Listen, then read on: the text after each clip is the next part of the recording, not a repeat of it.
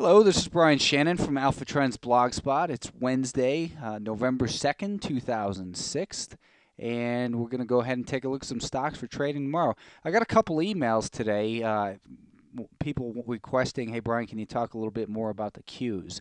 The Qs are in an uptrend. That's the way you've got to look at this market right now. We had one day of selling, and it shouldn't have come as really any surprise at all. The market has been extended for quite some time. It's in a phenomenal uptrend here. It's pulled back today, and it just looks like a normal pullback within a primary uptrend. It's holding this trend line for now, but as I pointed out in the earlier video, the more times, just like support, the more times a trend line is tested, the more likely it is that it's eventually going to fail. Now, not only do we have the trend line there, but we've got that 20-day moving average, which so far has held the NASDAQ on a closing basis until today. So that's one reason to think maybe we're going to get a little bit deeper pullback. And I still think, and we've been focusing for the last couple of weeks on this 4160 level. 4160 to me seems like a good near-term downside target. I think we would stabilize there and then maybe go sideways before anything more serious is about to unfold.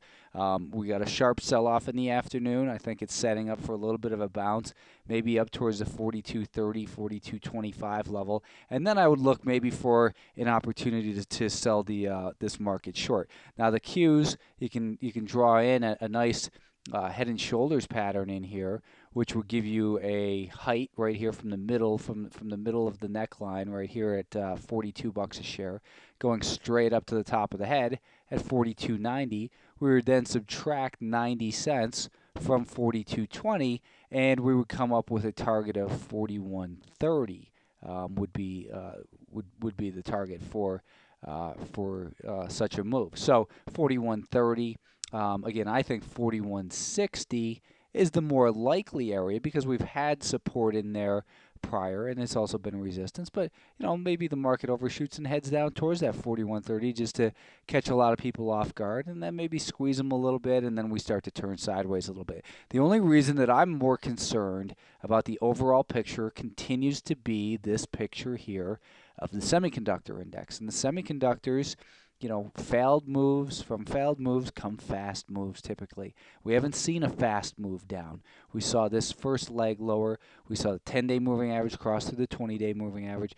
Now we've got the 10 below the 50 as well. So we're in distribution here. There's no doubt in my mind that this looks like distribution. Now, we only know actually that it's distribution after we've had a breakdown. So in the in the intermediate term, we do have lower highs and lower lows. But I think really to say that the sellers have control of this market, a close below that level. I've been saying 33, but probably below this low here at about 32.70. That's where I think you can really look for this market to fail. Now that's still pretty far away here, and there's going to be good, potentially good shorting opportunities as well. But this market's come down fast today, right to this level where we've had a little bit of support. So just like the Qs, I think they got a little bit oversold and maybe due for a little bit of a bounce up to 33.60, 33.70, and then I would look for a failure near there, and then see if that level, if we could find a nice short in there. Now, 33.65 was the level we had flagged yesterday as support where things might come unglued a little bit, and they did do that today. So we have to keep an eye on that level now to see if that failed support does in fact become resistance. We've got a declining 5-day moving average as well. Overall, though, I still continue to feel that this market, for the most part, is in an uptrend. The most, actually not the most, but another very concerning thing here is these mid caps. If we get a failure in the mid caps, if this whole breakout move from really 138.5 and even the 200-day moving average at 140, if this fails, then I think we're in big trouble.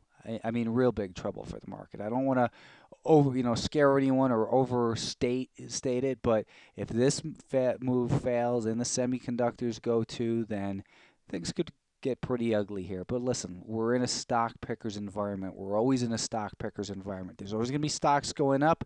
There's always going to be stocks going down. As long as we can find those, have a good money management plan, then we're going to come out ahead. So let's go ahead and take a look at some stocks.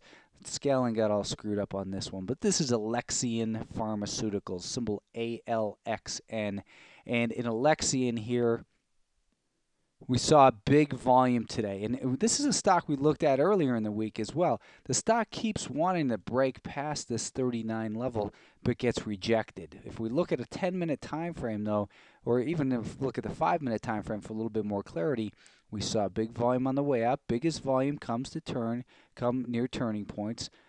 Diminishing volume on the way down, and then big volume on the way back up again. So it's got a good volume pattern. It didn't necessarily fail on heavy volume in here. Let's take a look even at a closer look at the action on the 2-minute time frame. Diminishing volume on that decline, and then we saw bigger volume coming in at the end of the day. Now, very end of the day, we saw a little bit further pullback. What I'd like to see happen here is a little further pullback to about $38.40. If it pulls back to $38.40, I would then consider it a purchase above $38.60, and I would set my stop on this one at about $38.28 or so on ALXN, looking for the stock to rally up to $40 a share. Above $40 a share and holding above there, though, the stock could get going pretty good. So I don't know when the earnings are due out, or if this company's got some kind of drug up for approval, or what's got it so agitated in here, but there seems to be something going on. I'd also look at UHCO tomorrow, Universal American Financial Corp. I believe this was earnings-related gap, and as we've seen with a lot of these stocks that gap up on earnings, Research in Motion, Apple, Google, they have a little bit of a consolidation, and then they tend to rally again. Now, I think this stock could rally up towards about $20 a share. Let's make our target, let's say 19.5.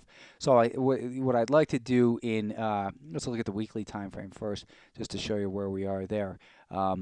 There's not a lot of potential for resistance in this area here. So the way I'd like to play this one would be to buy it on some strength above $18.65.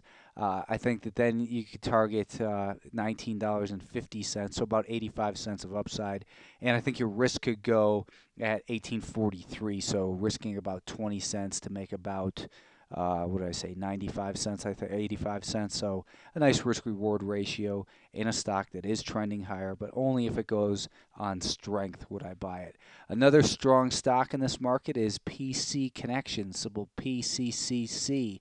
And looking at a weekly time frame, you can see it had a break past multi-year resistance right in here from 2005, and then we've got a monthly time frame that goes back even further to show the significance of that is a multi-year breakout, as I just said it was. But here, this stock is in a nice uptrend.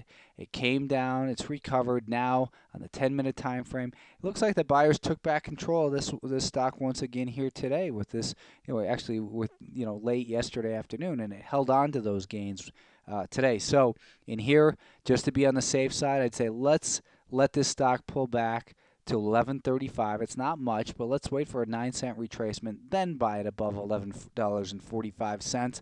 A stop could go at $11.10, and I think your target in this stock is up close to 13. Let's call it 12.5. So we'd be looking for about $1.05 of upside, risking maybe about 35 cents. On the short side, this Conor Medical Systems, CONR, we've looked at this one a couple times during the week. Again, check when the earnings are due. I have no clue. But what I'd like to do is sell this stock short on weakness below $24.40. Below $24.40, I would consider it as a good potential short sale. I'd set my stop around $24.60, and I'd be targeting about 23.5 on this stock. So maybe about 90 cents of potential risk for looking like maybe 20 cents of risk. Ventana Medical Systems, VMSI, Victor Mary Sam Indian. This stock looks like it's topping out on a weekly time frame. The daily, it looks terrible, below all the declining moving averages. It got weak here in the towards the end of the day, so I wouldn't want to sell it down here after a dollar decline. Instead, what I want to do is see this stock rally. I'm going to say rally up to $39.83. That's my magic number. But then I would sell the stock short below $39.70. Only after it can attain $39.83 or higher. Sell it short on weakness below $39.70 is what I would consider. I'd put my stop at about $40.13 and targeting about 38.5 on the downside, 38.25, somewhere right in there for VMSI. Lastly, we've got InfoSpace, symbol INSP. The stock gap down over here. This prior level of support now looks on the weekly time frame that we also see in the daily. Prior support looks like it's acting as resistance. The stock gap down over here on October 2nd. If we look at a VWAP line, volume weighted average price, that's the average price that this stock has traded at since that gap. The average price is about $20.12. That tells me that most people are underwater in here. There's a potential for resistance up there. So we're going to set a stop above that level. I'd put a stop at about $20.15. But the way I'd like to see this one pan out is for a little bit of strength up to $19.95 and then sell it short below $19.85. That stop again goes at about $20.15, and I'd be targeting $19 a share on the downside for INSP.